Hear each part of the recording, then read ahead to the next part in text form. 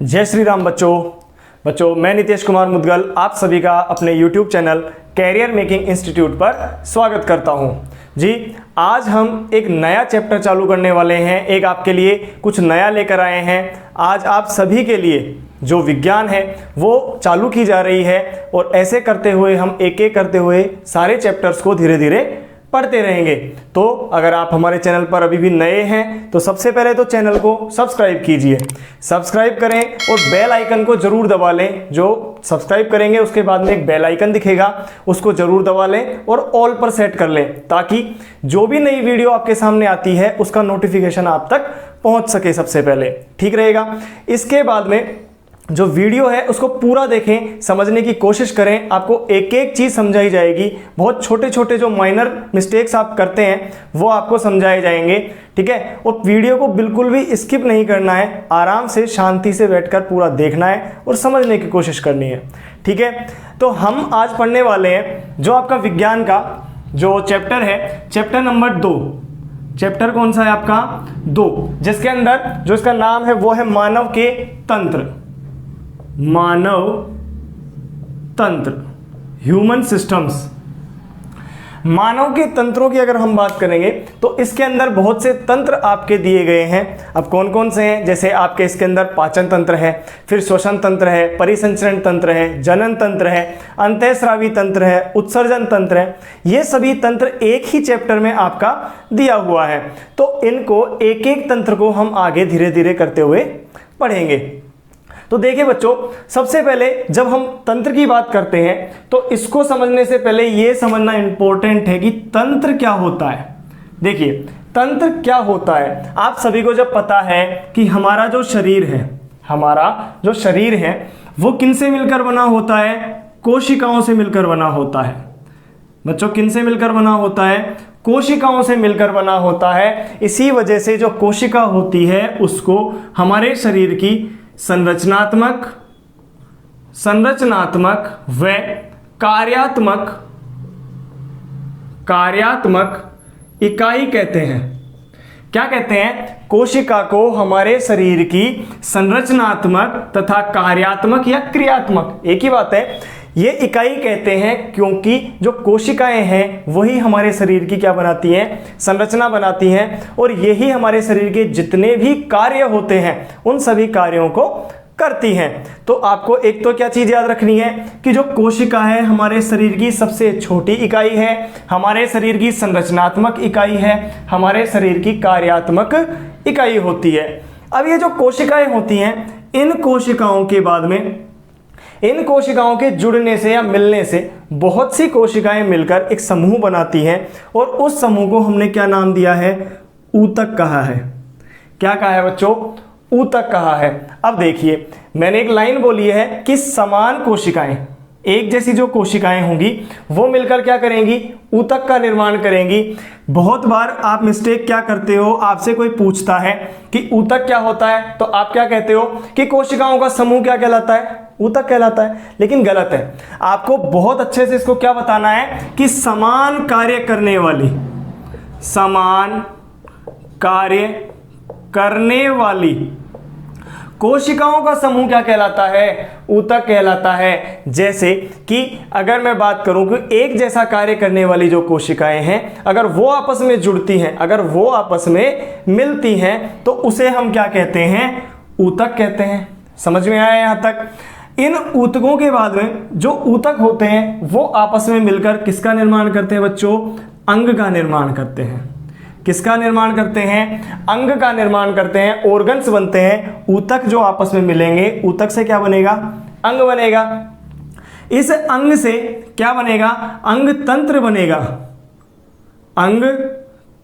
बनेगा।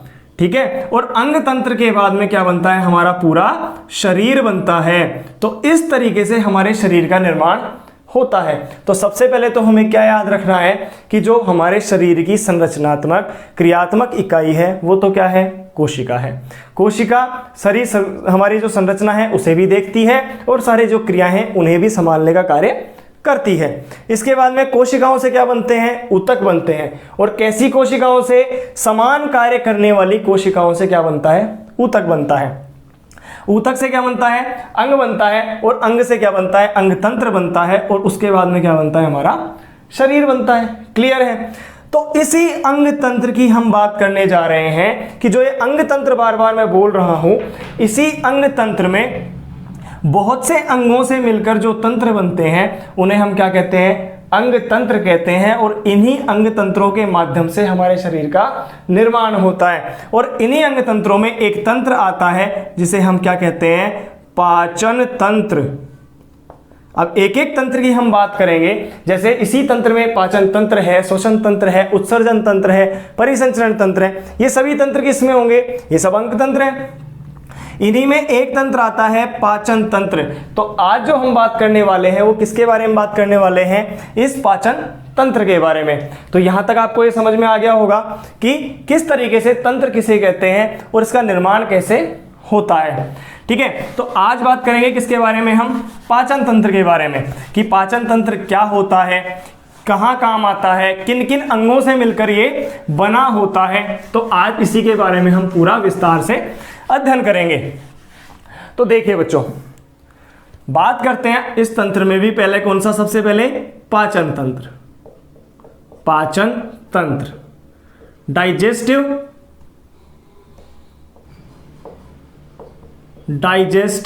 सिस्टम। कौन सा तंत्र, पाचन तंत्र, डाइजेस्टिव सिस्टम। क्या होता है, अब देखिए, जब सबसे पहले जब हम पाचन तंत्र की बात करेंगे तो उससे पहले एक एक वर्ड को समझिए आप। तो पाचन तंत्र को समझने से पहले हमें क्या देखना पड़ेगा कि पाचन क्या होता है। सबसे पहले हमें क्या देखना पड़ेगा बच्चों, पाचन क्या होता है। क्योंकि पाचन के बारे में जब पता लग जाएगा तो उसके अंदर कौन कौन से अंग काम आएंगे वो भी पता लगेगा, और जब अंगों का पता लग जाएगा तो तंत्र का अपने आप ही पता लग जाएगा आपको। तो सबसे पहले क्या देखते हैं हम कि पाचन क्या होता है, डाइजेशन क्या होता है। तो देखिए कि बड़े अणुओं का, कैसे अणुओं का, बड़े, या मैं कह सकता हूं जटिल, कैसे अणु, जटिल अणुओं का। इन जटिल अणुओं का कैसे अणुओं में टूटना, सरल या छोटे। बड़े या जटिल अणुओं का सरल अणुओं में टूटना क्या कहलाता है, पाचन कहलाता है। एक सामान्य परिभाषा बता रहा हूं आपके सामने। सबसे पहले आप क्या याद रखेंगे कि एक जनरल फैक्टर क्या होता है, जनरल जो बात है वो याद रखनी होती है। तो सबसे पहले हम क्या याद रखेंगे कि जो बड़े अणु हैं, कि अगर मैं बात करता हूं इस तरीके से कि कुछ बड़े अणु हैं और ये टूटकर छोटे छोटे अणुओं में विभाजित हो गए, तो ये भी एक क्या है, पाचन की क्रियाविधि है। कि बड़े या जटिल अणुओं का सरल या छोटे अणुओं में टूटना ही क्या कहलाता है, पाचन कहलाता है। लेकिन हम तो क्या पढ़ रहे हैं, विज्ञान पढ़ रहे हैं। तो विज्ञान जब हम पढ़ रहे हैं तो कुछ ना कुछ तो इसके अंदर वैज्ञानिक तथ्य देने पड़ेंगे हमें। तो हमारी जो विज्ञान की परिभाषा है उसके अकॉर्डिंग अगर हम इसे देखें तो क्या कहेंगे कि बड़े या जटिल अणुओं का रासायनिक या एंजाइमों की क्रिया द्वारा, एंजाइमों की क्रिया द्वारा किसमें टूटना, सरल या छोटे अणुओं में टूटना क्या कहलाता है, पाचन कहलाता है। कि जब कोई बड़े अणु हैं उनका रासायनिक क्रिया द्वारा या एंजाइमों की क्रिया के द्वारा छोटे या सरल अणुओं में टूटना क्या कहलाता है बच्चों, पाचन कहलाता है। तो यहां तक आपको बात समझ में आई है। और पाचन जो कहला रहा है, इस पाचन की क्रियाविधि को जिन अंगों के द्वारा किया जाता है वो क्या कहलाएंगे, पाचन के अंग कहलाएंगे। और उन सभी अंगों के जुड़ने से जिस तंत्र का निर्माण होता है उसे हम क्या कहते हैं, पाचन तंत्र कहते हैं। यानी तीन चीजें आपके सामने क्लियर हो गई हैं। पाचन किसे कहते हैं कि बड़े या जटिल अणुओं का रासायनिक या एंजाइमों की क्रिया के द्वारा किसमें टूटना, सरल अणुओं में टूटना क्या कहलाता है, पाचन कहलाता है। और पाचन के अंदर जितने अंग हैं जो काम आ रहे हैं उनके सबके सम्मिलित होने से जिस तंत्र का निर्माण हो रहा है उसे हम क्या कह रहे हैं, पाचन तंत्र कह रहे हैं। तो पाचन तंत्र, अब बात करते हैं कि पाचन तंत्र में कौन कौन से अंग शामिल होते हैं। तो सबसे पहले उसे देखते हैं। तो यहां तक समझ में आ गया आपको, आप नोट भी करते जाएं इन्हें। जो मैं बोल रहा हूं इन बातों को जिस तरीके से मैं, देखिए एक तो होता है पूरा बड़ा रूप कि आपको पूरे एकदम नोट्स लिखवाए जाएं, तो वो जो क्लास में जब होता है ऑफलाइन टीचिंग होती है उसमें तो संभव है, लेकिन यहां पर क्या है, संभव नहीं हो पाता है कि हम आपको नोट्स लिखवाएं। इसी वजह से मैं इनको क्या करता हूं, एकदम शॉर्ट रूप में लिखता हूं, जो कि आप आसानी से अपनी एक कॉपी में, ठीक है, रजिस्टर में आसानी से नोट कर सकते हैं, ताकि बाद में जब आपको जरूरत हो आपको ये आसानी से मिल जाएंगे, ठीक है ना। तो आप नोट करते जाएं, इसे समझने में आसानी रहेगी। अब बात करते हैं कि पाचन तंत्र में किस तरीके से कौन कौन से अंग काम में आते हैं। तो पाचन की अगर मैं बात करूं तो छोटे अणुओं का बड़े अणुओं में, बड़े अणुओं का छोटे अणुओं में टूटना। अब अगर पाचन तंत्र की बात करते हैं तो इसका जो स्टार्टिंग है, समझना एक एक बात को, इसकी स्टार्टिंग कहां होती है, मुख से होती है, और मुख से होते हुए जो इसका अंतिम बिंदु है जिसे हम क्या कहते हैं, गुदा या मल द्वार, क्या कहते हैं बच्चों, मल द्वार कहते हैं। यानी मुख से स्टार्ट होती है तथा कहां तक है, लास्ट इसका पॉइंट, अंतिम पॉइंट क्या है इसका, मल द्वार है। और इसी को यानी कि मुख से स्टार्ट होकर मल द्वार तक एक पूरी नाल बनी होती है, जिसे कि हमने क्या नाम दिया है, इसे हम कहते हैं आहार नाल। क्या कहते हैं हम इसे, आहार नाल या एलिमेंट्री कैनाल। क्या कहते हैं इसे, एलिमेंट्री कैनाल, आहार नाल या एलिमेंट्री कैनाल कहते हैं। यानी हमारे मुख से स्टार्ट होकर मल द्वार तक एक पूरी नाल जैसी संरचना, खोखली संरचना होती है, जिसे हम क्या कहते हैं, आहार नाल कहते हैं या एलिमेंट्री कैनाल कहते हैं। अब इसे समझते हैं आप कि एलिमेंट्री कैनाल क्या चीज है। तो इसको भी हम क्या करते हैं, दो भागों में डिवाइड करते हैं। ध्यान से समझना आप कि इसको कितने भागों में डिवाइड किया, दो भागों में डिवाइड करते हैं, जिसके अंदर सबसे पहले आते हैं इसके आवश्यक जो अंग हैं, आवश्यक अंग, कि इसके अंदर बहुत से आवश्यक अंग होते हैं। और दूसरा जो इसका पार्ट होता है जिसमें हम लिखते हैं इसकी सहायक ग्रंथियां, सहायक ग्रंथियां। तो देखिए दो पार्टों में इसे विभाजित किया गया, किसे, आहार नाल को दो भागों में विभाजित किया गया। पहला भाग क्या कहलाता है, इसके सहायक अंग कहलाते हैं, तथा दूसरा भाग क्या कहलाता है, इसकी सहायक ग्रंथियां कहलाती है। क्लियर रहेगा। अब इसमें कौन कौन से आवश्यक अंग हैं उनको देखते हैं वन बाय वन, किस तरीके से। तो सबसे पहले तो आपके सामने ये डायग्राम आ गया है, आप इसे आराम से देखिए कि सबसे पहले अगर बात करता हूं, देखिए मैंने पहले भी बताया था आपको कि मुख से स्टार्ट होती है और मलद्वार तक ये जाती है। तो सबसे पहला जो आवश्यक अंग है उसे हम क्या लिख सकते हैं कि मुख या मुख गुहा, मुख गुहा, ठीक है, इसको कहते हैं बकल कैविटी, माउथ और बकल कैविटी। इसके बाद में दूसरा अंग आपके सामने देखो, आप उसके अंदर क्या है दूसरा अंग, उसे कहते हैं हम क्या, ग्रसनी। क्या कहते हैं, ग्रसनी, ठीक है। तीसरा नंबर पे आता है आपका ग्रासनाल। क्या आ रहा है, ग्रासनाल, ईसोफेगस। फिर फोर्थ नंबर पे आपका आ रहा है इसके बाद में आमाशय। क्या आ रहा है बच्चों, आमाशय, दिख रहा है आपको, स्टमक। फिफ्थ नंबर पे आपका आ रहा है इसके अंदर छोटी आंत, छोटी आंत्र। फिर लास्ट 6 नंबर पे क्या आ रहा है आपका, बड़ी आंत्र, बड़ी आंत्र। और लास्ट में क्या है आपका, मलाशय या मलद्वार। क्लियर रहेगा आपको किस तरीके से इसको कौन कौन से अंग आपको दिख रहा है, वहां पर आराम से देखिए एक एक को। सबसे पहले क्या है, मुख या मुख गुहा, फिर है आपका ग्रसनी, फेरिंक्स जिसको कहते हैं, फिर है ग्रासनाल, फिर है आपका आमाशय, आमाशय के बाद में छोटी आंत, फिर है आपकी बड़ी आंत, और लास्ट में क्या है, मलद्वार या मलाशय। क्लियर रहेगा आपको यहां तक। अब बात करते हैं हम इसकी सहायक ग्रंथियों की।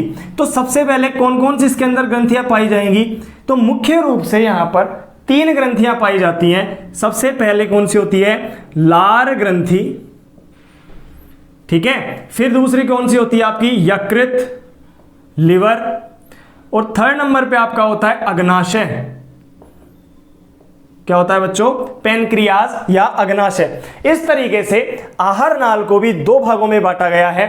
बहुत आराम से समझना, एक एक चीज को धीरे धीरे समझा रहा हूं, बहुत डिटेल से समझाऊंगा आपको। जो चीजें आपके बुक में हैं वो तो हम पूरा कवर करेंगे ही करेंगे, लेकिन जो आपके बुक में नहीं है हम उनको भी कवर करने की कोशिश करेंगे। जो इंपॉर्टेंट पॉइंट है वो आपको जरूर बताऊंगा। तो सबसे पहले क्या हो गया इसका पहला भाग, जिसे हमने क्या बोला है, मुख या मुख गुहा कहा है। सेकंड जो है जिसे हम क्या कह रहे हैं, ग्रसनी कह रहे हैं। थर्ड नंबर पे आपका आ रहा है ग्रास नाल, ईसोफेगस, ठीक है, इसको कहते हैं फेरिंग्स। ये होती है बकल कैविटी, इंग्लिश भी याद रखना इनकी। फिर आता है आपका आमाशय जिसे स्टमक कहते हैं। फिर आता है छोटी आंत, स्मॉल इंटेस्टाइन। फिर आता है बड़ी आंत्र, लार्ज इंटेस्टाइन, तथा उसके बाद में आता है मलाशय, रेक्टम, ठीक है, या लास्ट में मलद्वार या एनस कहते हैं उसे। क्लियर रहेगा। उधर की बात करते हैं तो लार ग्रंथियां यानी कि सलाइवरी ग्लैंड्स आपकी, लिवर आपका, यकृत, यकृत के बाद में आता है अग्नाशय या पैनक्रियास, एक ही बात है। तो इस तरीके से आहार नाल को मुख्य रूप से दो भागों में बांटा गया है। तो एक स्क्रीनशॉट आप इसका ले लीजिए या इसे नोट डाउन कीजिए, फिर एक एक अंग के बारे में हम आसानी से पढ़ सकते हैं कि यहां से स्टार्ट करते हैं फिर एक एक को देखते हैं। स्क्रीनशॉट ले लीजिए, ले लिया आपने स्क्रीनशॉट, ठीक है, नोट डाउन हुआ। अब एक एक अंग के बारे में हम विस्तार से अध्ययन करते हैं। तो सबसे पहले हम बात करेंगे किसकी, आपके मुख की या मुख गुहा की, ठीक है ना। सबसे पहले किसकी बात करेंगे बच्चों, मुख या मुख गुहा। तो इसके बारे में जानने से पहले आपको एक छोटा सा फैक्ट बताता हूं कि जो हमारी आहार नाल होती है, ये बहुत बार क्या है पूछा जा सकता है, जब छोटे प्रश्न होते हैं उनके अंदर पूछा जा सकता है, या एक जनरल जब आप बड़ा प्रश्न पूरा लिखते हैं तो उसमें भी आपको कुछ फैक्ट आपको लिखने पड़ते हैं। तो जैसे बात कर रहे हैं हम किसकी, आहार नाल की, आहार नाल की। अगर इसकी टोटल लंबाई की बात करता हूं तो ये लगभग 8 से 10 मीटर के आसपास होती है। कितनी होती है, 8 से 10 मीटर के आसपास होती है। अब इसका पहला अंग, जो अभी हमने अंग लिखे थे उनमें सबसे पहले किसकी बात कर रहे हैं हम, मुख की, मुख या मुख गुहा। एक एक को समझना, बहुत आसानी से समझ में आएगा, बिल्कुल सिंपल है, आपको अभी याद हो जाएगा। देखिए, विज्ञान पढ़ने के कुछ तरीके होते हैं। सबसे अच्छा तरीका क्या होता है, जब भी हम ये पढ़ते हैं फिजियोलॉजी, कार्यकी का जब अध्ययन करते हैं, यानी हम हमारे शरीर के अंदर जो भी क्रियाएं हो रही हैं या हमारे जो तंत्र हैं इनका जब अध्ययन करते हैं तो आपको कुछ विजुअल करना पड़ता है, कुछ सोचना पड़ेगा कि हाँ ये चीज़ आप खुद फील कीजिए इसको, तब आपको बहुत अच्छे से समझ में आ जाएंगी और याद हो जाएंगी। क्या करना है, सबसे पहले मुख की बात करते हैं। देखिए मुख कहाँ है आपका, ये मुख है आपके सामने। मुख कैसा होता है कि मुख एक दरारनुमा संरचना है। कैसी संरचना है, दरारनुमा संरचना। एक एक बात आपको खुद को देखनी है, खुद को फील करना है और आपको इसके बारे में लिखना है। दरारनुमा संरचना होती है या नहीं, बिल्कुल। ओष्ठ या होठों से, होस्ट या होठ से घिरी होती है या नहीं, होती है ना। यानी कि कुछ विशेष प्रकार की मांसपेशियों से बनी हुई जो होठ पाए जाते हैं, लिप्स जिनको कहते हैं, इनसे ये घिरा होता है, एक दरारनुमा संरचना होती है। और सबसे बड़ी बात, आहार नाल की स्टार्टिंग होता है, सबसे पहला जो अंग है वो क्या कहलाता है, मुख कहलाता है। क्लियर रहेगा। इसके ज़्यादा कुछ भी लिखने की आवश्यकता नहीं है कि इसमें कौन सी जो मांसपेशियां पाई जाती हैं, इसके अंदर कौन कौन से कार्य होते हैं, इतना आपको नहीं याद रखना है। आपके जो स्टैंडर्ड का है वो मैं आपको सब कुछ बताता जाऊंगा यहाँ पर, कितना आपको याद रखना है और कितना लिख के आना है। तो मुख का कैसा होगा कि मुख एक दरारनुमा संरचना होती है। मुख है जो कि ओष्ठों या होठों से घिरी हुई एक संरचना होती है, लिप्स जिनको कहते हैं, ठीक है। अब अगर मैं बात करता हूं मुख गुहा की, देखिए बच्चों, मुख गुहा यानी कि मुंह से अंदर वाला भाग, जो खोखला भाग है आपके मुंह के अंदर, जो एक खोखली संरचना है, यानी आप ये कह सकते हो कि एक प्यालेनुमा संरचना। कैसी है, प्यालेनुमा संरचना।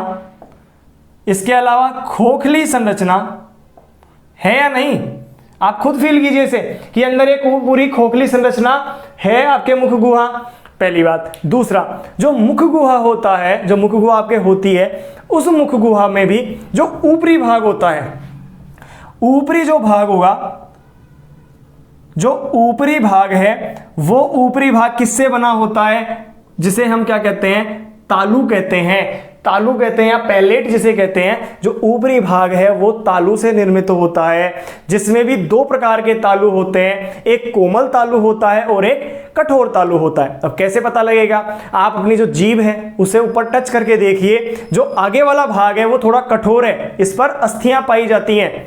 क्लियर है ना कि इस पर क्या पाई जाती है, अस्थियां पाई जाती हैं, ताकि ये कठोर रहता है। और जो पीछे वाला भाग है, ठीक है, वो कैसा है, कोमल तालु है, वहां पर कोई भी अस्थि नहीं पाई जाती है। आप खुद इसे फील कीजिए, अपने जीभ से इसे टच करके देखिए, आपको पता लग जाएगा और याद करने में भी आसानी रहेगी कि परीक्षा में किस तरीके से लिखें, कोमल तालु कहाँ है, कठोर तालु कहाँ है। खुद देखिए ना आपके शरीर में कि जो आगे वाला भाग है वो कैसा है, कठोर तालु है, और पीछे वाला भाग क्या है, कोमल तालु है। यानी कि तालु भी कितने प्रकार के हो गए, एक तो हो गया आपका कठोर तालु और एक हो गया आपका कोमल तालु। क्लियर रहेगा, लिख दिया। अब इसके बाद में आपकी जो मुख गुहा है इसमें कुछ संरचनाएं पाई जाती हैं, जिसके अंदर पहली संरचना क्या कहते हैं आप इसे, जीभ या टंग जिसे कहते हैं। क्या कहते हैं बच्चों, टंग कहते हैं या जीभ कहते हैं। अब जीभ के बारे में क्या लिखना है कि जीभ कैसी संरचना होती है, एक एक चीज को समझें। जीभ कैसी है कि जीभ एक मांसल संरचना है, एक मांसल संरचना है, यानी कि मांसपेशियों से बनी हुई होती है। अब इसके अंदर इंपॉर्टेंट पॉइंट क्या है वो देखते हैं कि जो जीभ होती है वो एक मांसल संरचना है, तथा जीभ का जो अग्रभाग है वो स्वतंत्र होता है। देखिए कि जो अग्रभाग है कैसा होता है बच्चों, स्वतंत्र होता है, बिल्कुल गतिशील होता है, गति करवाया जा सकता है जो आगे वाला भाग होता है। लेकिन जो इसका पश्च भाग होता है, कौन सा भाग, पश्च भाग होता है, वो क्या होता है, स्वतंत्र नहीं होता है। एक किसी स्थान पर पीछे ग्रसनी में एक स्थान पर यह जुड़ा होता है, ठीक है, उस स्थान को एक नाम दिया जाता है हायोइड एपरेटस। हायोइड एपरेटस नामक स्थान पर जुड़ा होता है, और जिस संरचना से यह जुड़ता है उसको हम कहते हैं फ्रेन्यूलम लिंगुअल। क्या कहते हैं, फ्रेन्यूलम लिंगुअल कहते हैं, जिव्या लिंगुअल कहते हैं, वो सॉरी जिव्या फ्रेन्यूलम कहते हैं इसे, फ्रेन्यूलम लिंगुअल कहते हैं जिस स्थान पर ये जुड़ा होता है। यानी देखिए आप इधर समझना इसे कि अगर ये आपकी जीभ है, ठीक है, ये जीभ इस पीछे वाले स्थान पर, यहां पर इस जगह पर अगर ये मुख गुहा में आगे जीभ है तो ये पीछे वाले स्थान पर यहां जुड़ी होती है। जिस स्थान पर ये जुड़ी होती है, ध्यान से समझना, जिस स्थान पर ये जुड़ी होती है उसे तो हम क्या कहते हैं, हायोइड एपरेटस कहते हैं। इस हायोइड एपरेटस पर ये जुड़ी होती है, ठीक है, और जिससे जुड़ी होती है मांसपेशी से उसे हम क्या कहते हैं, फ्रेन्यूलम लिंगुअल कहते हैं। फ्रेन्यूलम लिंगुअल से ये जुड़ी होती है हमारी जिह्वा पीछे की तरफ। क्लियर रहेगा। इसके अलावा जो हमारी जीभ होती है, ठीक है, ये जीभ हमारे मुख्य रूप से स्वाद का ज्ञान करवाती है। क्या करवाती है बच्चों, स्वाद का ज्ञान करवाती है। स्वाद का ज्ञान होगा इससे। तो अब स्वाद के ज्ञान के लिए भी आपके सामने एक ये डायग्राम आ चुका है, आप इसे देखिए कि कहां से कौन से भाग पे कौन सा स्वाद पता लगता है। तो देखिए सबसे पहले आपको दिख रहा है इस चित्र में कि जो नीचे वाला भाग है, देखिए जो नीचे वाला भाग है यानी कि सबसे आगे वाला अपने जीभ का जो फ्रंट भाग है उससे हमें मीठे स्वाद का, स्वीट का ज्ञान होता है। अगर मैं आगे वाले किनारों की बात करता हूं, देखिए आप आराम से कि जो आगे वाले किनारे हैं उससे हमें नमकीन स्वाद का, जो सॉल्ट है, नमकीन स्वाद है, उसका ज्ञान होता है। इसके अलावा अगर हम देखते हैं इसके अंदर कि जो पीछे वाले किनारे हैं, दिख रहे हैं आपको आराम से, जो पीछे वाले किनारे हैं उन किनारों से खट्टे स्वाद का, ठीक है, सॉरी खारे स्वाद का, सौर का ज्ञान होता है, खट्टे स्वाद का। और जो लास्ट बिल्कुल अंतिम जो भाग है वहां से कड़वे स्वाद का, जिसे बिटर कहते हैं, क्या कहते हैं, बिटर या कड़वे स्वाद का ज्ञान होता है। अब आपके सामने आ गया कि स्वाद कहां से पता लगता है कि सबसे आगे वाले भाग से तो मीठा स्वाद, आगे वाले किनारे वाले भाग से कौन सा, नमकीन स्वाद, तथा पीछे वाले किनारे हैं उनसे कौन सा स्वाद ज्ञान होता है, उससे खट्टा, और लास्ट में जो अंतिम भाग है वहां से कौन सा स्वाद होता है, कड़वा स्वाद होता है। तो ये भी आपको याद रखना है। इसके अलावा अब बात ये आती है कि जब हम कह रहे हैं कि इसका काम, जो हमारी जीभ है, इसका काम होता है स्वाद का ज्ञान करवाना। तो बच्चों, जब स्वाद का ज्ञान करवा रही है तो उसका ज्ञान करवाने के लिए इस जीभ पर कुछ अंकुर पाए जाते हैं, जिन्हें हम विलाई कहते हैं। क्या कहते हैं? माइक्रोविलाई, सॉरी विलाई कहते हैं। अंकुर पाए जाते हैं, रसांकुर होते हैं ये, और इन्हीं के द्वारा जो है स्वाद का ज्ञान होता है। अगर मैं मनुष्यों की बात करूं, ध्यान से समझना इसे, आपके बुक में नहीं है लेकिन फिर भी मैं आपको बता रहा हूं क्योंकि ये इंपॉर्टेंट पॉइंट है, बहुत बार कई जगह पूछा जाता है। तो अंकुर यानी कि हमारे कितने प्रकार के, 3 प्रकार के, कितने प्रकार के अंकुर पाए जाते हैं? 3 प्रकार के अंकुर पाए जाते हैं, जिनसे हमारे जो जीभ है वो स्वाद का ज्ञान करवा पाती है। तो कितने प्रकार के अंकुर पाए जाते हैं मनुष्य में? 3 प्रकार के पाए जाते हैं, याद रहेगा आपको। तो जीभ के बारे में क्या क्या पढ़ा हमने कि जीभ होती है हमारी एक मासन संरचना होती है। जीभ का जो अग्रभाग है वो स्वतंत्र होता है, पश्च भाग है वो कहाँ जुड़ा होता है? हायोइड एपरेटस पर जुड़ा होता है तथा फ्रेन्युलम लिंगुअल के द्वारा जुड़ा होता है, याद रहेगा आपको। इसके अलावा इस पर जो स्वाद का ज्ञान है वो हमने देखा, आगे वाले भाग से मीठे स्वाद का ज्ञान, पीछे जो आगे के किनारे हैं उन किनारों से कौन सा ज्ञान? नमकीन स्वाद का ज्ञान। पीछे वाले किनारे हैं उनसे किसका ज्ञान होता है? जो खट्टे स्वाद का। और अंतिम भाग है उससे कौन सा स्वाद? कड़वा स्वाद। इसके अलावा स्वाद का ज्ञान करवाने के लिए ये अंकुर पाए जाते हैं और मनुष्य में 3 प्रकार के अंकुर पाए जाते हैं। तो यहां तक ये जो पोर्शन होता है ये है आपका जीभ वाला भाग। अब देखिए कि जो हम मुख गुहा पढ़ रहे हैं, क्या पढ़ रहे हैं हम? ये मुख गुहा हम पढ़ रहे हैं। इस मुख गुहा में जीभ के अलावा और कौन सी संरचना पाई जाती है? तो बताइए कौन सी संरचना होती है? मुख गुहा में जीभ के अलावा क्या पाए जाते हैं? दांत पाए जाते हैं, पाए जाते हैं ना। तो चलिए अब दांतों के बारे में कुछ बात करते हैं कि दांत कैसे होते हैं, कहाँ स्थित होते हैं, इनकी संरचना कैसी होती है। बिल्कुल आराम आराम से एक मुश्त जो मुख्य मुख्य बातें हैं उनके बारे में हम बात करते जाएंगे कि जो हमारे दांत होते हैं। देखिए बहुत आसानी से समझना इसे। बात कर रहे हैं हम किसकी? दांत की, टीथ की। दांत, तो ये जो दांत होते हैं यानी हमारा जो दांत है, सबसे पहले तो इसका उद्भव यानी कि इसका निर्माण कहां से होता है?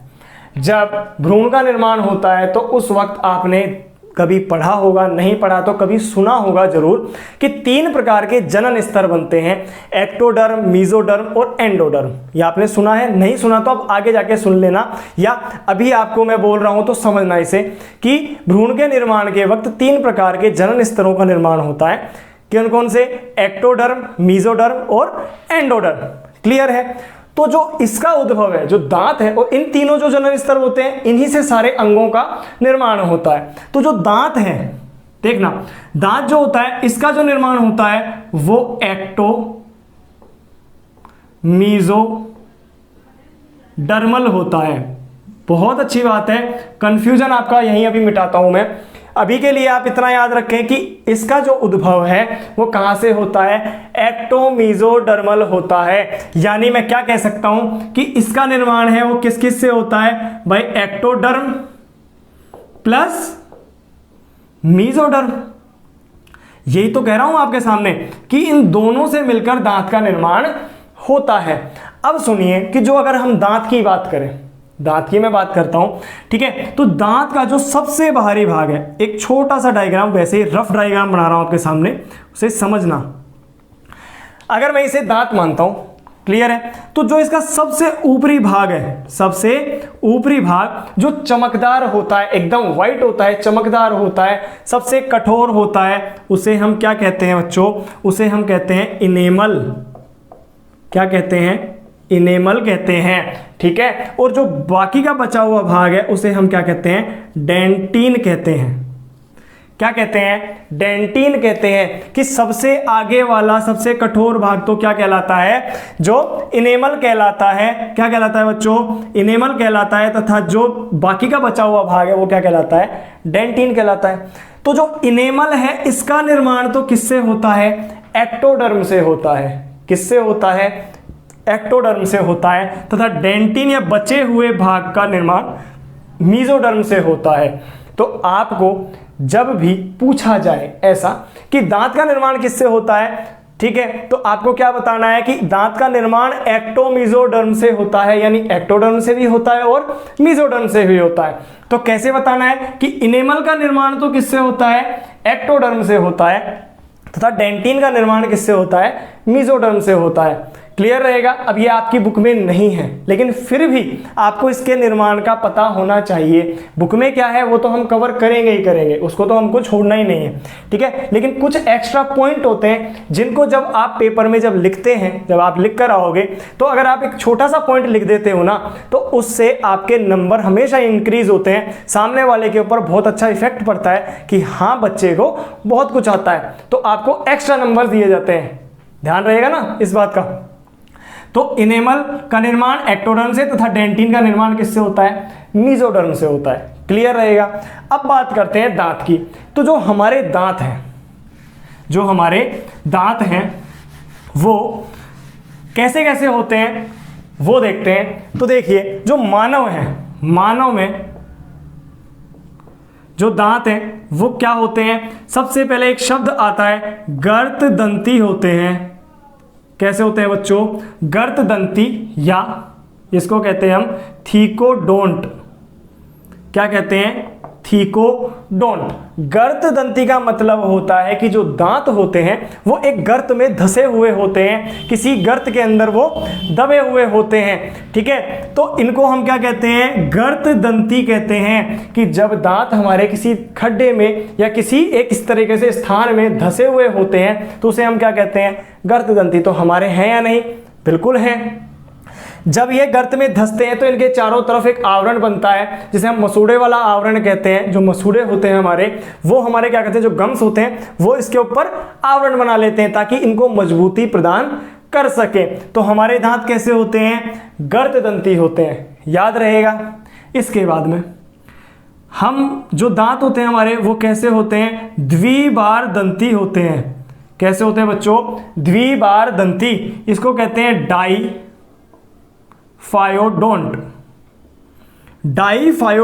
या द्विबार दंती। द्विबार दंती का मतलब होता है कि हमारे दांत जीवन में 2 बार आते हैं। बिल्कुल आते हैं। कि एक बार तो बचपन में हमारे दांत आते हैं जिसको हम कहते हैं दूध के दांत। क्या कहते हैं? दूध के दांत। यानी एक तो कहते हैं कौन से दांत होते हैं? अस्थायी दांत,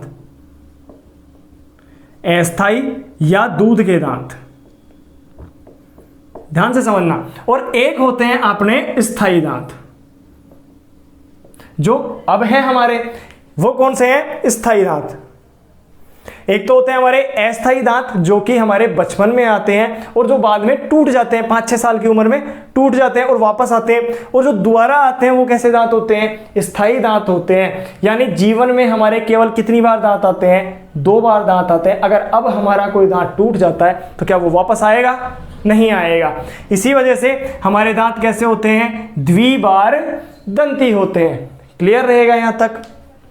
नेक्स्ट, हमारे जो दांत हैं वो होते हैं विषम दंती। कैसे होते हैं बच्चों?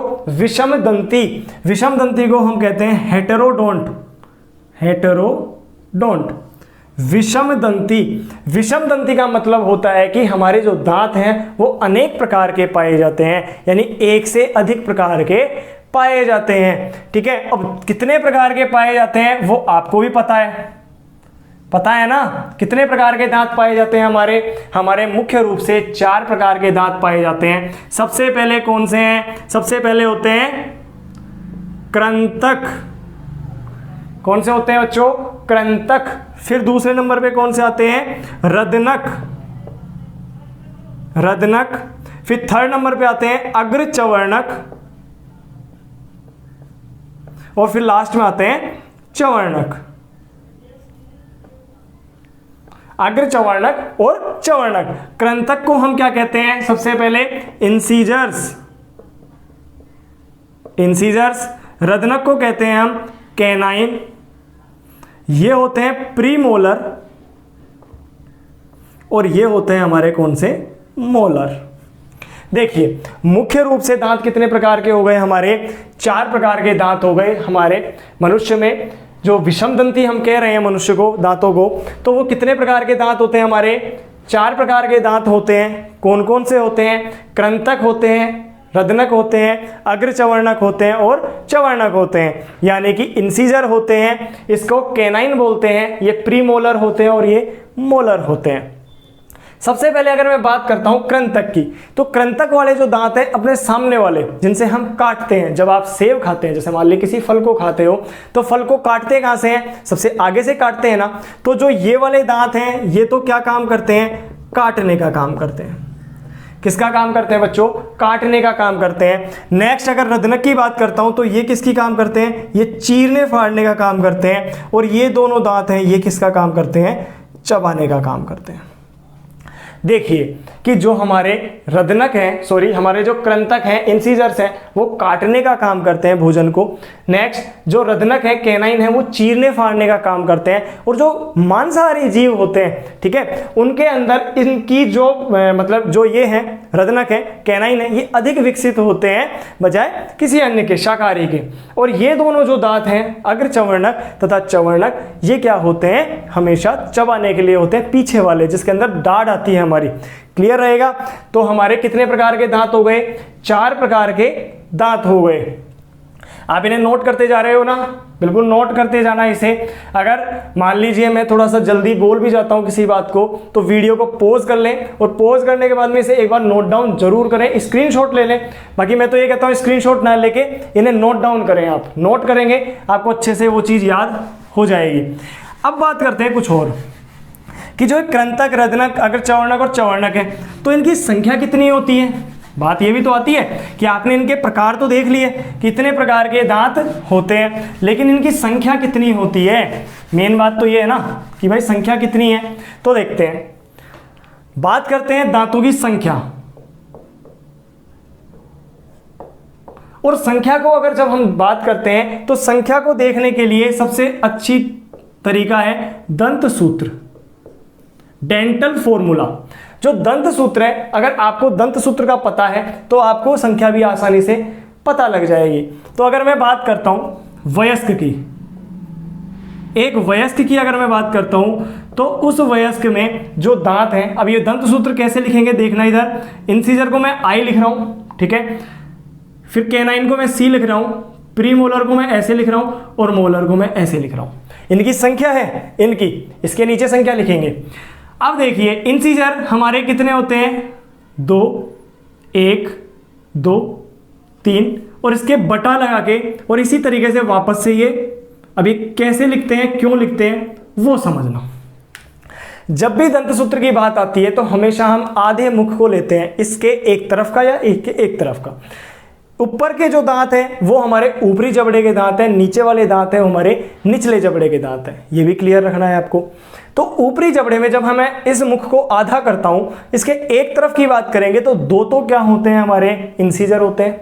क्लियर है, 2 तो हमारे क्या हैं, इंसीजर हैं। 2, 1 हमारा क्या है, कैनाइन है, और 2 हमारे प्रीमोलर हैं और 3 हमारे मोलर हैं। इस तरीके से एक तरफ का आधा जबड़ा, एक तरफ का आधा जबड़ा यानी कि ऊपर वाले दांत और इसके नीचे वाले दांत, इस तरीके से अगर हम करते हैं तो आधे मुख का पता लग गया।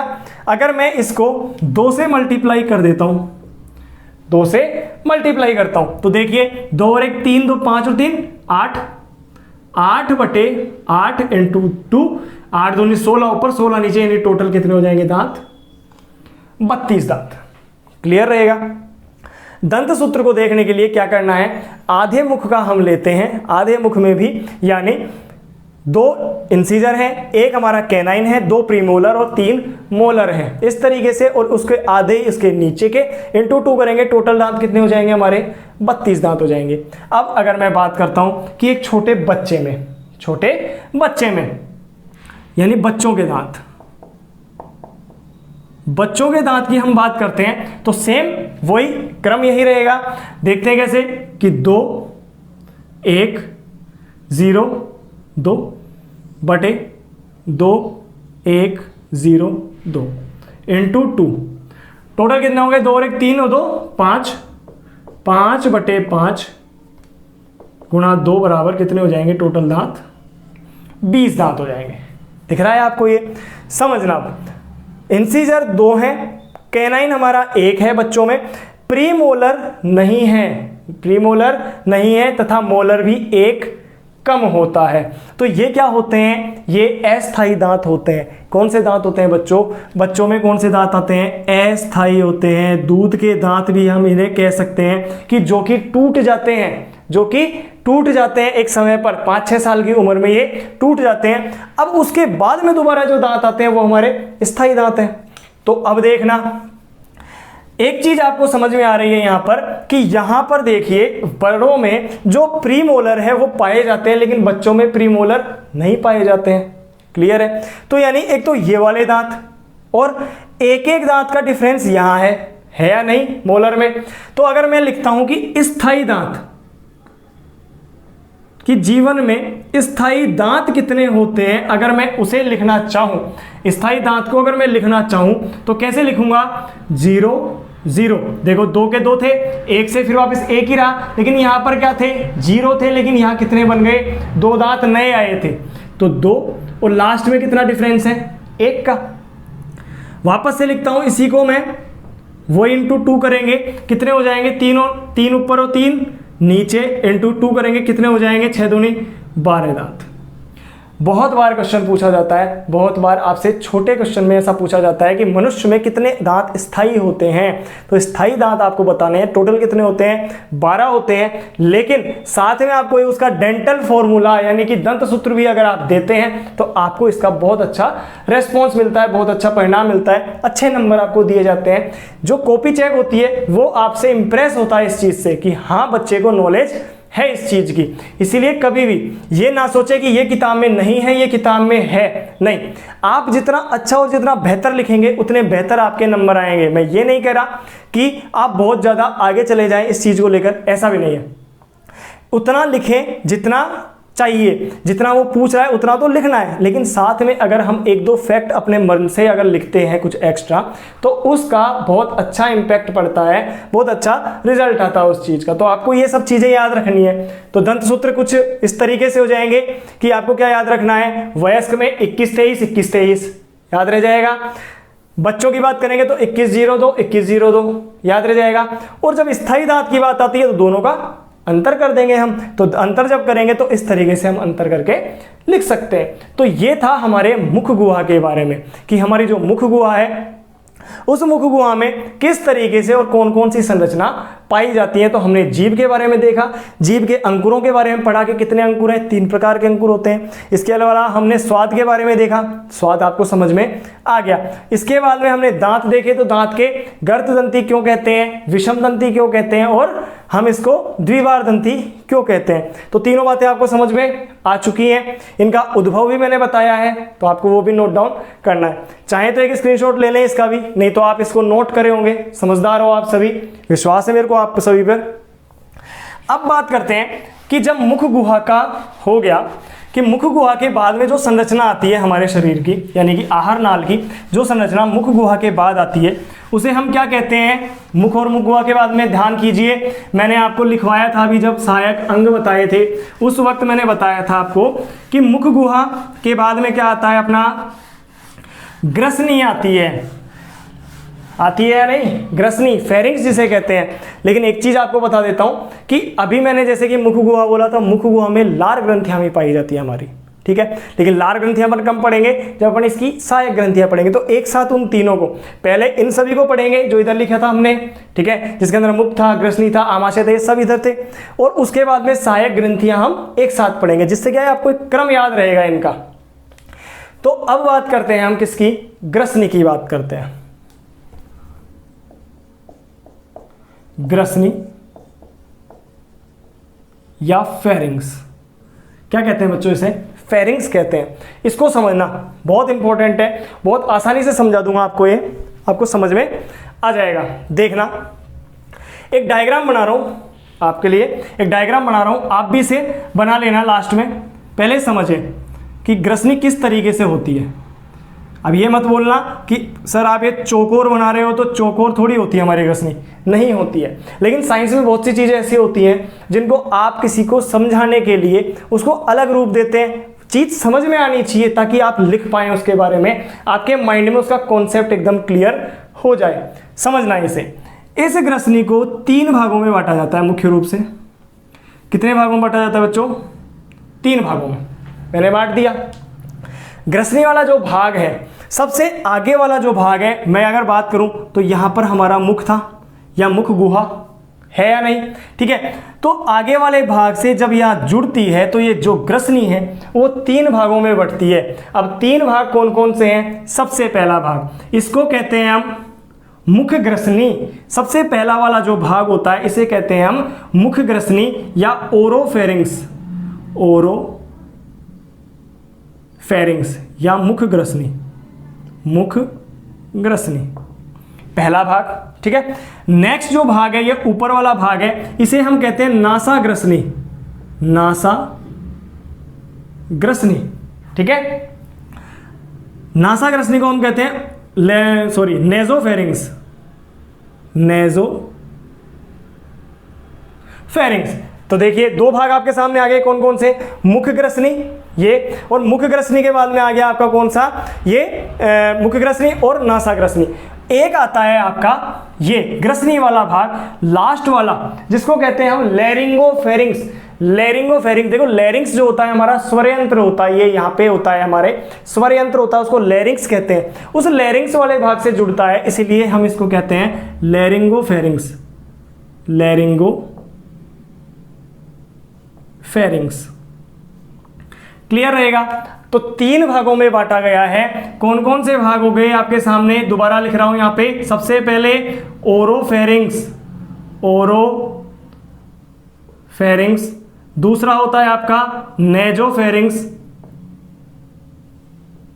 और एक होता है आपका कौन सा? लैरिंगोफेरिंग्स।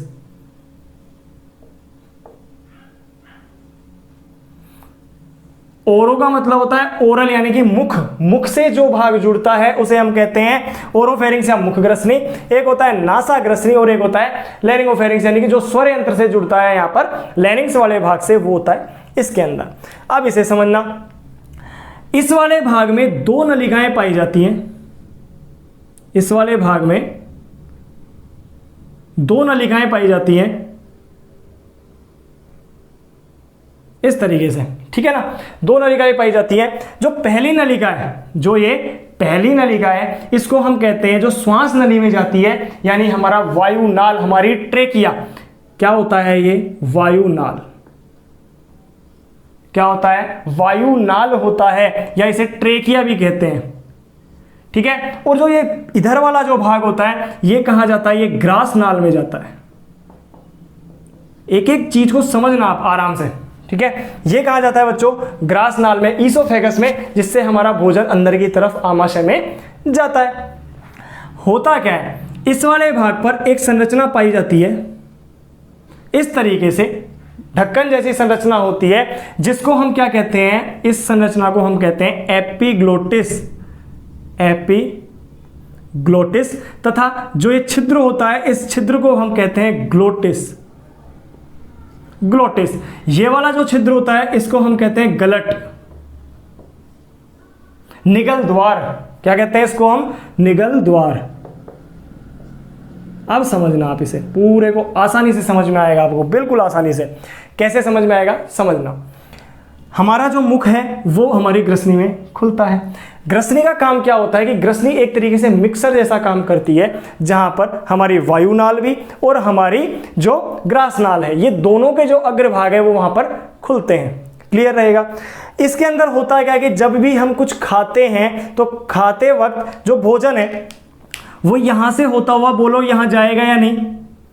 जाएगा ना। लेकिन यहां जाने से पहले यहां पर एक नलिका और पड़ती है, जो कि हमारे वायुनाल है, हमारे फेफड़ों में जा रही है, हमारे ट्रेकिया से होती हुई हमारे फेफड़ों में जा रही है। तो ये जो भोजन है ये उसमें जाएगा, उससे पहले इस नलिका में भी तो जा सकता है, जा सकता है ना। तो अगर इस नलिका में चला जाएगा तो हमें वो जो खांसी आएगी बार बार और हमारा दम घुटने लग जाएगा, उस चीज से बचाने के लिए यहाँ पर एक मांसपेशी का ढक्कन पाया जाता है जिसे हम क्या कहते हैं, एपिग्लोटिस, या हिंदी की बात करें तो इसे कहते हैं घाटी ढक्कन। क्या कहते हैं बच्चों, इसे घाटी ढक्कन, कि ये एक घाटी का ढक्कन है और मांसपेशियां उपास्थि से बना होता है, सॉरी, जो कि क्या काम करता है कि जो भोजन है उसे वायु नाल में जाने से रोकता है ताकि हमें उस चीज से परेशानी ना हो। और यही एक वजह होती है जिस वजह से हमें जो बड़े लोग हैं वो ये कहते हैं कि भोजन करते समय हमें बोलना नहीं चाहिए, क्योंकि जब आप बोलोगे तो जो श्वास है वो आगे मतलब अंदर बाहर इस तरीके से होगा और ये ढक्कन बार बार खुलेगा और बंद होगा।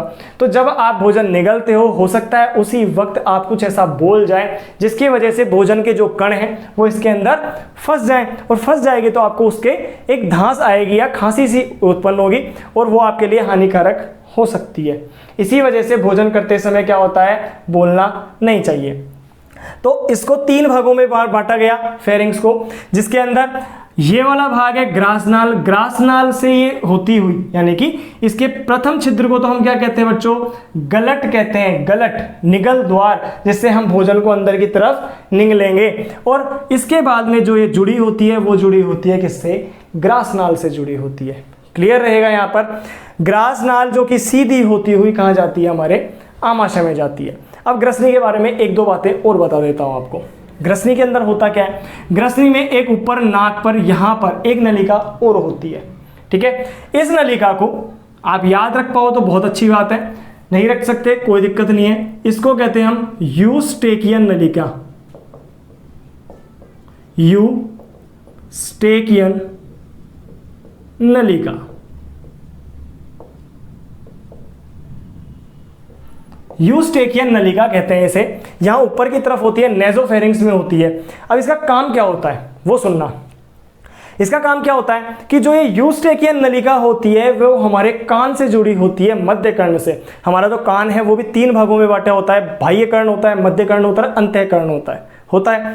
तो हमारा जो मध्य कर्ण होता है उस मध्य कर्ण में भी एक गुहा पाई जाती है जिसे हम टिम्पेनिक गुहा कहते हैं। उससे ये जुड़ा होता है तथा एयर प्रेशर को, वायु दाब को, वहां के वायु दाब को ये नियंत्रित करता है। जब भी हमें बहुत तीव्र ध्वनि सुनाई देती है अचानक तो हमारे मुंह से चीख निकल जाती है। कारण क्या है, वो इस एयर प्रेशर को मेंटेन करने वाली बात हो जाती है कि जब बहुत तेज दबाव से अंदर ध्वनि प्रवेश करती है तो टिम्पेनिक गुहा में जो एयर प्रेशर बन जाता है उसको मेंटेन करने के लिए ये यूस्टेकियन नलिका होती है जो कि हमारी ग्रसनी से जुड़ी होती है, नाक के माध्यम से नेजोफेरिंक्स से जुड़ी होती है तथा टिम्पेनिक गुहा के एयर प्रेशर को मेंटेन करने का कार्य करती है। ठीक है, आपको अगर ये बात याद रहती है तो बहुत अच्छी बात है, नहीं रहती है तो कोई दिक्कत नहीं है। आपको कितना याद रखना है, आपको इसके नीचे वाली बात ये याद रखनी है। अब बात रहती है कि डायग्राम की, तो बिल्कुल आप ऐसा डायग्राम पेपर में बनाकर आ सकते हैं जिससे कि उसको समझ में आता है, एग्जामिनर को समझ में आता है कि हाँ बच्चे ने बहुत अच्छी तरीके से सीखा है और उसने बहुत अच्छे से प्रेजेंट किया है मेरे सामने।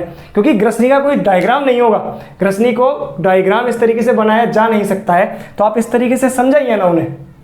क्लियर है आपको? तो क्या बताया मैंने, जो ग्रसनी है वो 3 भागों में बटी हुई है, मुख्य ग्रसनी, नासा ग्रसनी और लेरिंगोफेरिंक्स, यानी कि 3 भाग हो गए। 3 भागों में जो नीचे वाला भाग है, ये वाला भाग है, इसमें 2 नलिकाएं पाई जाती है। पहली नलिका जो कि श्वास नलिका होती है, जो कि हमारी ट्रेकिया से होती हुई फेफड़ों तक जाती है। क्लियर? दूसरी जो नलिका होती है जो कि हमारी ग्रास नाल होती है, जिसका सबसे आगे वाला भाग होता है, जो छिद्र है, उसे हम गलट या निगल द्वार कहते हैं। और इससे होते हुए, ग्रास नाल से होते हुए भोजन आमाशय में पहुंचता है।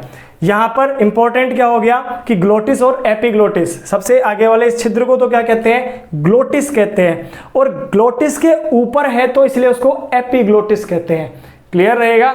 तो इसे हम क्या कहते हैं, घाटी ढक्कन या एपिग्लोटिस कहते हैं। और एपिग्लोटिस का मुख्य कार्य क्या होता है कि जब भी भोजन यहां से आएगा तो उस वक्त ये क्या करेगा, इस ढक्कन को बंद कर देता है ताकि भोजन इसके अंदर ना जा पाए और अपने सही स्थान तक पहुंच पाए। तो ये समझ में आया आपको? इसके बाद में जो ग्रास नाल होती है, भोजन है वो ग्रास नाल से होता हुआ नीचे की तरफ उतरता है। ग्रास नाल में किसी भी प्रकार की खास संरचना नहीं पाई जाती है, केवल याद रखने के तौर पर आप ये कह सकते हो कि ग्रास नाल में कुछ श्लेष्मा ग्रंथियां पाई जाती हैं।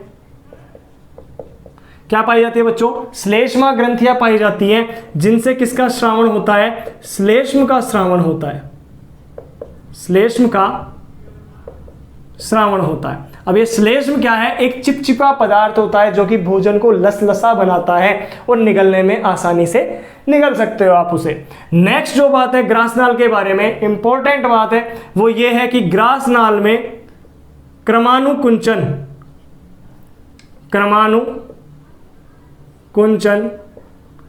तरंग गति, क्रमानुकुंचन तरंग गति ये पाई जाती है, यानी कि क्रम से अनुकुंचित होते हुए एक तरंग बनती है जो कि भोजन को आसानी से नीचे की तरफ पहुंचाने का कार्य करती है। कि भोजन, अगर मैं मानता हूं कि ये आपकी ग्रास नली है, ग्रासनाल है, और ये ग्रासनाल आगे जाके इस तरीके से आमाशय से जुड़ रही है, ध्यान से समझना इसे, तो इसमें इस तरीके से तरंग उत्पन्न होती है अंदर की तरफ, जो कि भोजन को बाहर यानी कि नीचे की तरफ ले जाने में सहायता प्रदान करती है। कि जो भोजन है वो धीरे धीरे धीरे धीरे नीचे की तरफ चलता जाता है और अंत में कहाँ पहुंच जाता है? आमाशय में पहुंच जाता है, और आमाशय में पहुंचने के बाद में इसका पाचन वहां पे स्टार्ट हो जाता है। अब तक की बात करता हूं तो अब तक भोजन को क्या किया गया है? छोटे छोटे भागों में तोड़ा गया है दांतों के द्वारा, ठीक है, जीभ के द्वारा उसके अंदर जो लार है वो मिक्स की गई है तथा भोजन को निगला गया है।